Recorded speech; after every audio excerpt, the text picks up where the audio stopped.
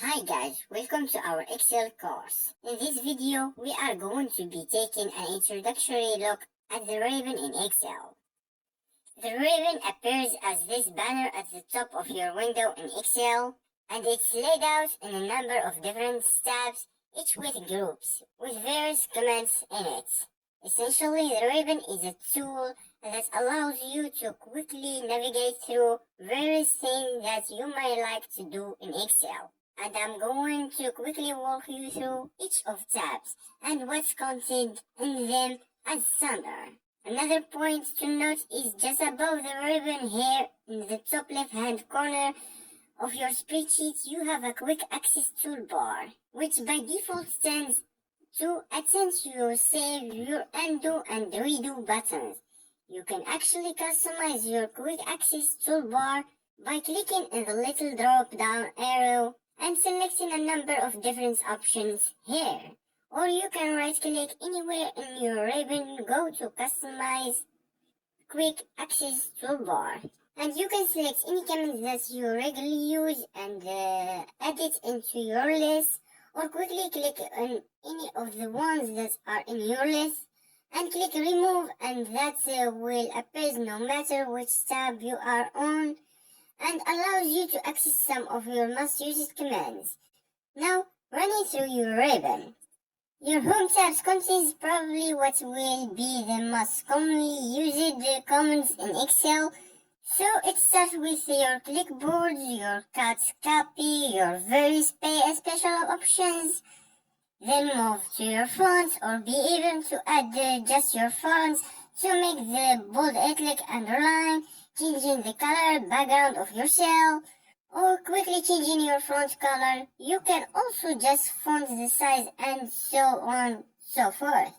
Your Elements tab contains all your cell elements options. So if we type something in your cell, we can then align it the right center, left of the cell. We can also in the dentist, alright dentist. The number group in your Home tab allow you to format your numbers, and then we have got a range of different size and formatting options. There is also a number of options for inserting, removing rows, your cells, formatting your cells, and then a couple of quick editing options, which you can also find a number of this and another tabs, but things like your AutoSum, filling data down across, and clearing things like formatting or content. There is also Finance Elective if you are looking for something in your spreadsheet, and your basic search and filter options can also be found here as well as in one for later tabs. Moving on into the Insert tab, input illustrations, smart shapes, pictures. There is a number of different add-in options, and then probably something that most will use quite a bit in Excel is this charts group, which allows you to add all different sorts of charts to visualize your data. If they ain't got a number of different options, which we'll look at in some later videos around this like sparklines. Options for filtering, adding links into your data. And then there is a number of different options around text, such as adding a text box over above your worksheet, adding in word dash, signature lines, or various other objects. This is also where you find the options to add in things like special characters and symbols and equations. Your Page Layers tab is where you find your options for changing your theme or your default spreadsheet colors. Page setup options, which allow you to set up your page so that can be printed or visualized easily, obviously, but scaling of your spreadsheet in a particular page. Options to look at viewing your grade lines or your hidden tabs depending on how you want your spreadsheets to look like. This can be useful if you create a ton of examples. You want to hide your headings and your grade lines, so you are totally visually more appealing for users. And there is a number of options for arranging objects with your spreadsheet. The Formulas tab in your ribbon creates the options to put in a number of different functions create formulas out of them. There is a functions library that allow you to search for a particular thing you want to do. It appears with the most commonly used ones, but you can obviously search for anything in particular that you might want to do. It also allows you to define your ceiling. We'll comment this in later video, and it gives you a number of options for auditing your formulas or how they are going to calculate. Your data tabs give you options about getting data from external documents such as maybe Word documents, PDFs from the web, or from tabs or other spreadsheets. There are various options for refreshing your data, particularly where it is linked through to other parts of their spreadsheet or other spreadsheets. Also, where you have a pivot table and they want to refresh that, your sorting filtering allows each sort data, and then there is a number of different data tools that to help you manage your data better. There are also options for further analysis, as well as visualizing your data by grouping or ungrouping it.